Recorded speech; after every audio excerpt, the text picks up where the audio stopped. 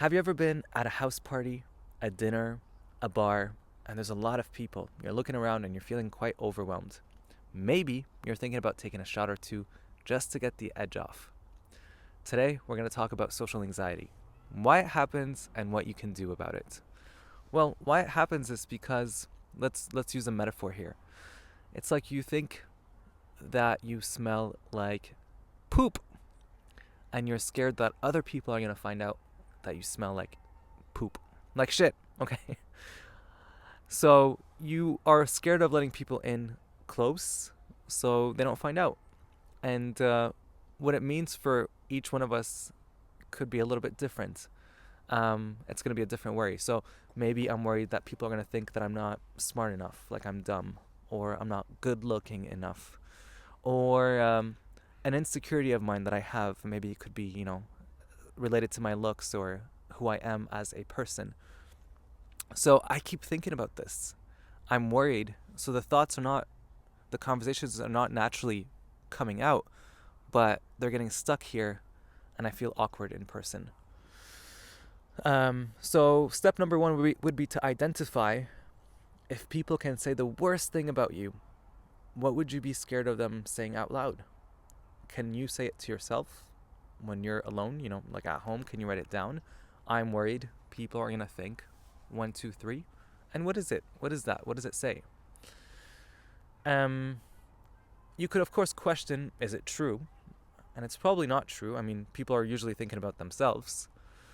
Um, but let's take it a step further. Fuck it. Let's say it is true. You are, okay, it's just a joke, but you are dumb. You are not good looking. And so what? That sentence only has weight if we think it does.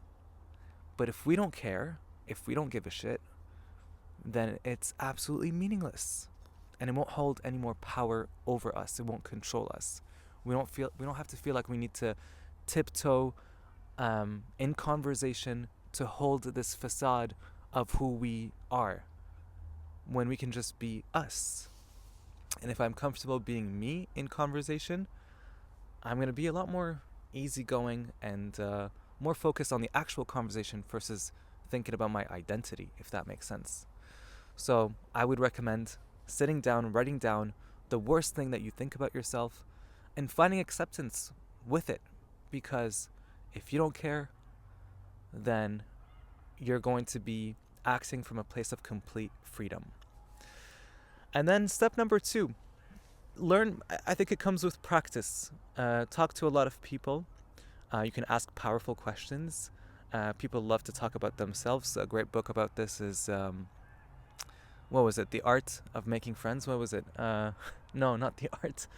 How to Win Friends and Influence People. Dale Carnegie, I believe. Fantastic book, an old classic. Um, I love meeting people that do different types of jobs, and I have always curious questions like, what do you like about this job? What do you wish more people knew about this? And stuff like that. And you'll naturally find kind of common ground or something that you're both interested in, and then they'll ask you questions back, and the conversation will flow. In a way, you want to think about conversation like walking. You don't think about how you walk, right? Like your brain sends signals, and then your legs move, and your arms along with them. And you want to have a conversation in a way, kind of that way too. But if you're thinking about it too much, then it has to go through some filtration system from here, and then it comes out kind of clunky or awkward. But just be present, and don't think about what you need to say next necessarily. I mean, you can think about the conversation a little bit, but like, be present in that conversation, and even if you're a little bit anxious, it's okay. You're human. You're not supposed to feel zero anxiety. Okay, you're not a robot, and there's no update that you'll do, and then all of a sudden you feel no emotions, uh, no anxiety, no stress, no frustration. No, you're human. You'll always feel some level of anxiety, and maybe even some level of awkwardness, and that's okay. And if you accept that, you'll be totally free. But first and foremost, identify your insecurity and find acceptance with that, and then everything else will follow. And then just practice, have fun, learn about people, learn about their lives, say hi, ask good questions, make a joke. All of that comes with practice. I hope it's helpful.